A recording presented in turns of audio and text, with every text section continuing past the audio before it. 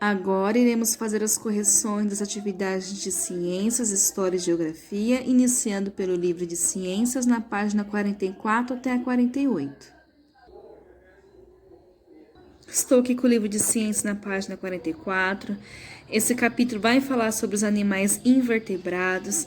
Lembrando que já estudamos sobre os animais vertebrados, são os animais que possuem ossos, coluna vertebral, crânio e as classificações desses tipos de animais. Aqui estudamos sobre os animais invertebrados, ou seja, não possuem os ossos, nem crânio como os outros animais, por isso são chamados de animais invertebrados. O livro iniciou com esse pequeno texto acima.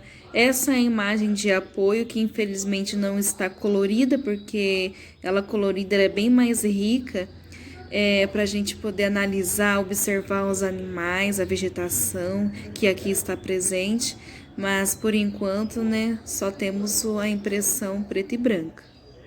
Depois, logo embaixo, temos as questões. A primeira questão está escrito o seguinte: na cena acima, quais animais vocês não colocariam no grupo dos vertebrados? Ou seja, que quer saber apenas dos animais invertebrados, aqueles que não possuem ossos. Então, aqueles que não conseguiram achar todos esses animais porque estão meio que escondidos nesse desenho, com essa bastante vegetação, pedras que temos no desenho estão meio que escondidos, nas folhagens também. Então, a resposta correta: os animais invertebrados da cena são borboleta, abelha, minhoca, caracol, lagartixa e formiga. Segunda questão: há animais vertebrados representados na imagem? Em caso afirmativo, quais são eles? Como você chegou a essa conclusão? Então, a resposta correta é sim, tem animais vertebrados na imagem, ou seja, o pássaro e o sapo. Última questão: que animais desse jardim não são vertebrados e podem voar? Então, os animais que não são vertebrados e podem voar são a borboleta e a abelha, ou seja, os insetos, tá bom? Os insetos são os únicos animais invertebrados capazes de voar, pois têm asas. Página 45 foi uma leitura sobre os invertebrados terrestres e houve uma pequena classificação daqueles que vivem no solo, animais terrestres que vivem no solo e animais terrestres que podem voar, por isso que está escrito aqui no ar. Então, era apenas uma leitura para ter conhecimento deles. Página 46 foi falado sobre os invertebrados, aqui mais especificamente sobre os insetos. Aqui o livro deu uma característica como inseto social, pois eles trabalham coletivamente, ou seja, em sociedade, em grupos, sendo dos quais cada um tem uma função específica, que no caso fala das formigas, das abelhas e dos cupins. Logo abaixo temos algumas informações dos invertebrados microscópicos, então aqui seria uma página com mais leitura também. Página 47 continua falando sobre os animais invertebrados. Aqui relembrou que os animais invertebrados são os que não têm ossos, como o crânio e a coluna vertebral. Tá bom? Só que aqui são os aquáticos, só que nos aquáticos temos duas classificações: os aquáticos de água doce. O que é animais de água doce? São rios, lagos, represas, lagoas. Então aqui o livro trouxe algum exemplo deles, com algumas fotos com legenda. Logo abaixo aqui nessa página temos a atividade 1. Pergunta assim: você já observou animais invertebrados em um rio, lago ou represa? Em caso afirmativo, como eles eram? Converse com um colega. Aqui eu posso dar um exemplo, por exemplo, dos caramujos. O aluno também pode citar qualquer outro tipo de exemplo e escrever aqui no livro mesmo. E a nossa última página de ciências, da nossa leitura, aqui na página 48, deu continuidade sobre os invertebrados aquáticos, só que agora com ênfase nos animais de água salgada. O que representa a água salgada? Representa os mares e oceanos. Por quê? Porque a água dos mares e oceanos são salgadas. E aqui fala um pouco sobre esses animais, O livro trouxe alguns exemplos, trouxe algumas imagens com legendas também. As informações que vocês acharem diferente, interessante, curiosa, aproveitosa, vocês podem ir grifando, principalmente os nomes dos animais, né? Sempre grifando, é muito importante grifar após uma leitura e guardar as informações que para vocês foram importantes. Então, essa parte foi mais de leitura, tá bom? Com apenas uma questãozinha para resolver nas páginas anteriores. E aqui finaliza, então, as correções de ciências. Voltando ao nosso cronograma, a gente vai então agora para o livro de História, na página 60 e 61. Estou aqui já com o livro de História, na página 60, onde o título é Salvador, a primeira capital do Brasil. Temos um texto, uma imagem de apoio com legenda, né? Um texto que necessitava de uma leitura bem minuciosa. Por quê? Porque esse texto é cheio de detalhes, ele é rico em detalhes, explica um pouco sobre a formação da cidade de Salvador. Hoje, Salvador é uma cidade e também é a capital da Bahia, mas ela também já foi a capital do Brasil. Ela foi a primeira capital do Brasil. Hoje, a capital do Brasil é o estado de Brasília. Nesse texto, explica um pouco sobre a divisão da cidade de Salvador, da parte baixa e da parte alta. No segundo parágrafo desse texto fala, que as primeiras construções dessa cidade elas eram muito simples, porque as casas elas eram feitas de taipa ou de pau a pique, cobertas de palha, e era dividida em duas partes, como mencionei anteriormente. A parte alta da cidade de Salvador ficava os prédios públicos, como o Palácio do Governo e a Câmara dos Vereadores, e a parte baixa era reservada ao porto, ao armazém e ao restante das moradias. Era lá que se concentravam os comerciantes e os marinheiros. Logo embaixo temos a imagem de um porto, alguns barcos, com certeza com cargas, transportando aí através dos mares, sendo descarregados na cidade de Salvador. Lembrando aqui vocês que se a gente voltar aqui na página 53 do livro, a gente vai verificar com mais precisão como que é a parte de cima e a parte de baixo, ou seja, a parte alta e a parte baixa da cidade de Salvador. Com o conhecidíssimo elevador Lacerda, que faz esse transporte da parte baixa para a parte alta e vice-versa. Voltando aqui na nossa página, a gente vai agora para 61, respondendo aqui as questões. A atividade 1 pede para observar as fotografias. Aqui temos um forte, já estudamos no bimestre anterior o que é um forte.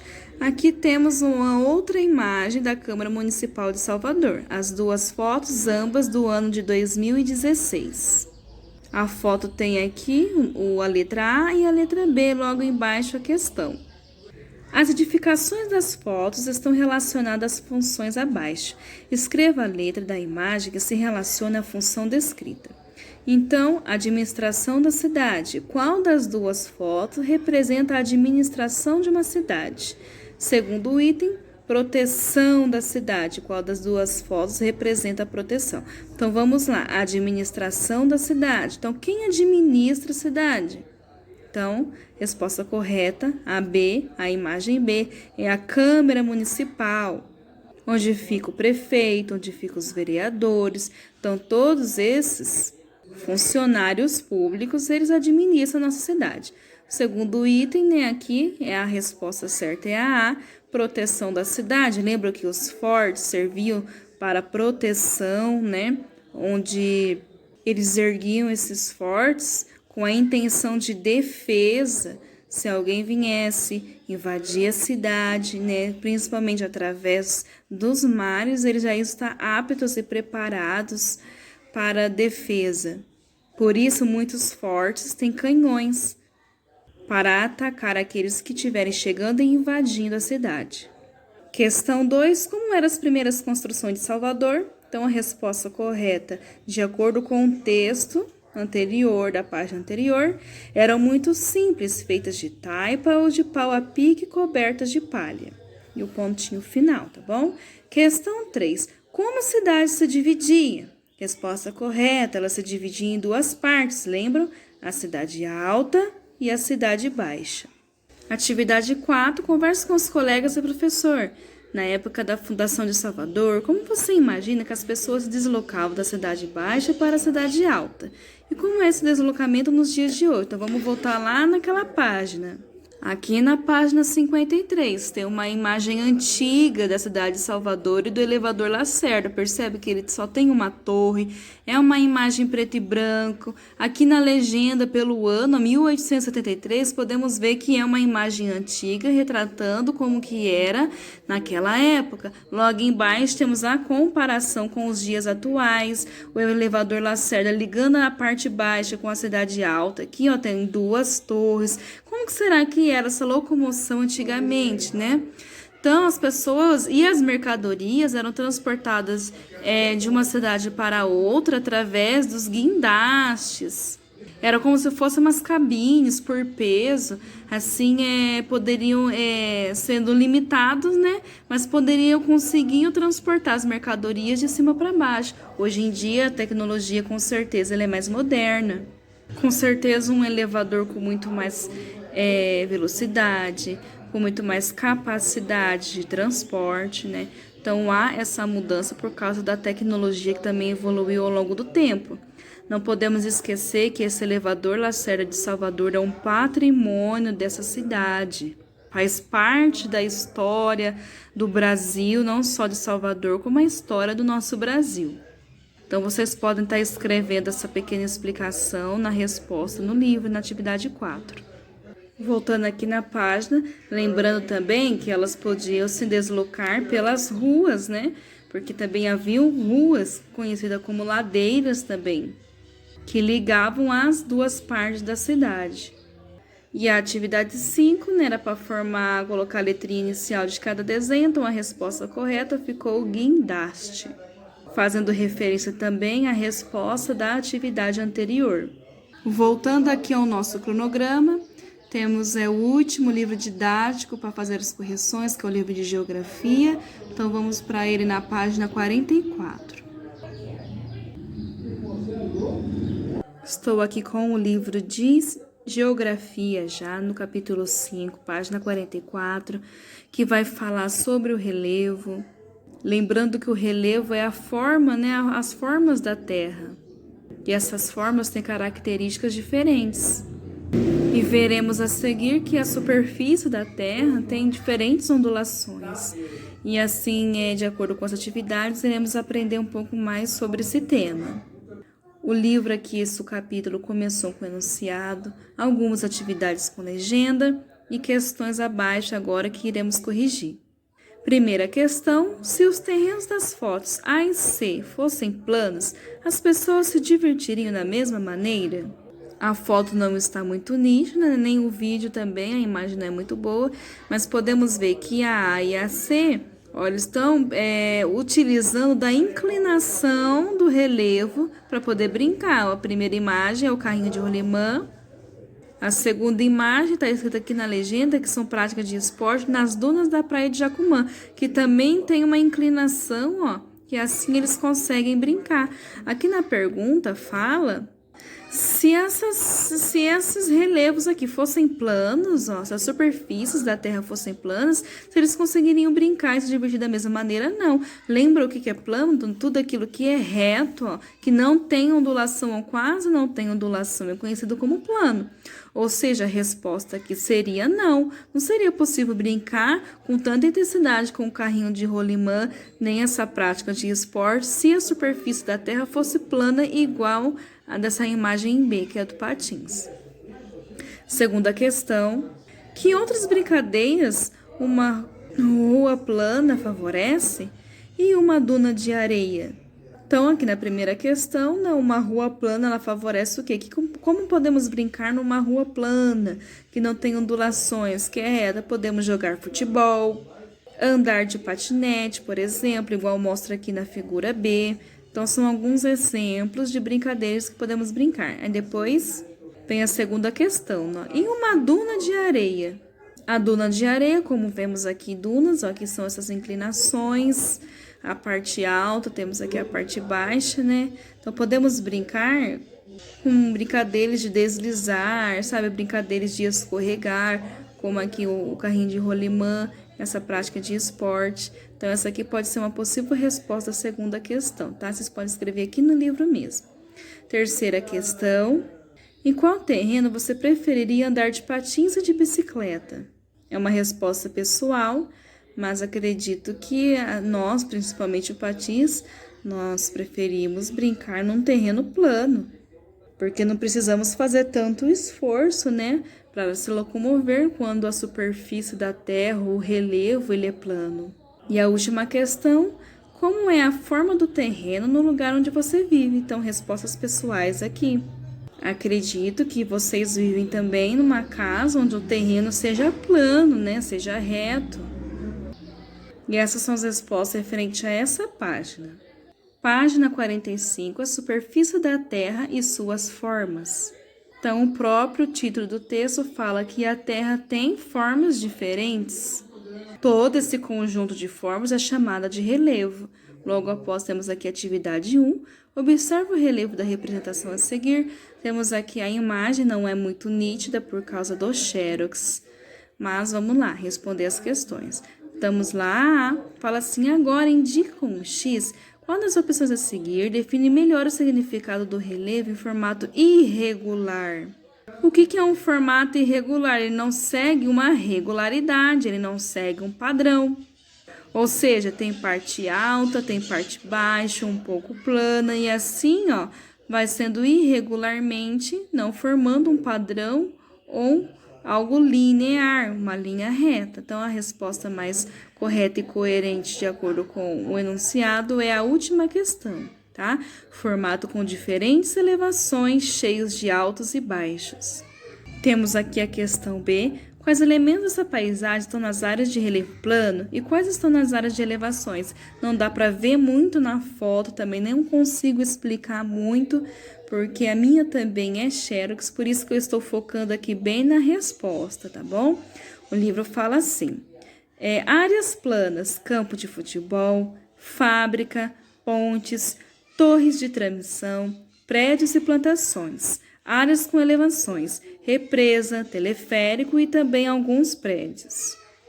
Agora estou aqui na página 46, mais 2 tipos de relevo, ó. Ondulados, 3, né? Ondulados, pontiagudos e arredondados. Então, temos o texto, as imagens com legenda de apoio e aqui as questões abaixo. Que diferença você observa entre as formas de relevo retratadas na A e na B? Então, resposta correta aqui da 2, que pode ser escrita no livro mesmo. Na foto A, né, na primeira foto, o relevo ele é irregular, com superfícies inclinadas e topos estreitos.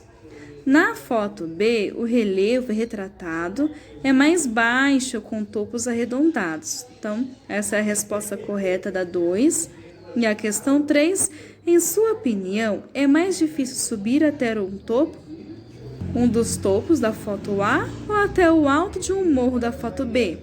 Então, aqui a sugestão de resposta do livro sugere que espere-se que os alunos concluam que é mais difícil subir um dos topos das montanhas retratadas na foto A.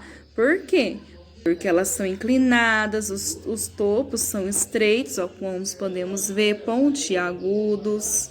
Na foto B, o relevo já são mais baixos e mais arredondados. E nossa última página de geografia e também nossa última página de atividade vai falar sobre mais 2 tipos de relevo, que é os vales e as formas planas. Os vales, como eu havia explicado no vídeo de explicação do início da semana, é essa parte baixa entre 2 montanhas. Então, temos aqui, ó, uma montanha, outra montanha. Essa parte baixa aqui é chamada de vale. O relevo plano é uma superfície que não tem ou quase não tem nenhuma ondulação.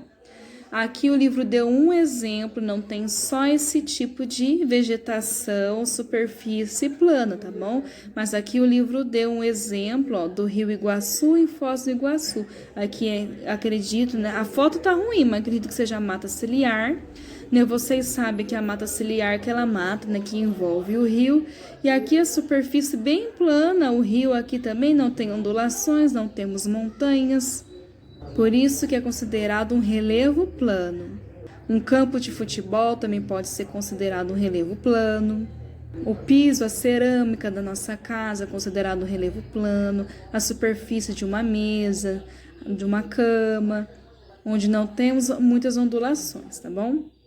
Temos a seguir a atividade 4, ela pergunta assim: pense em qual dessas formas de relevo você já observou perto de onde vive ou em alguma viagem, depois conte aos colegas e ao professor.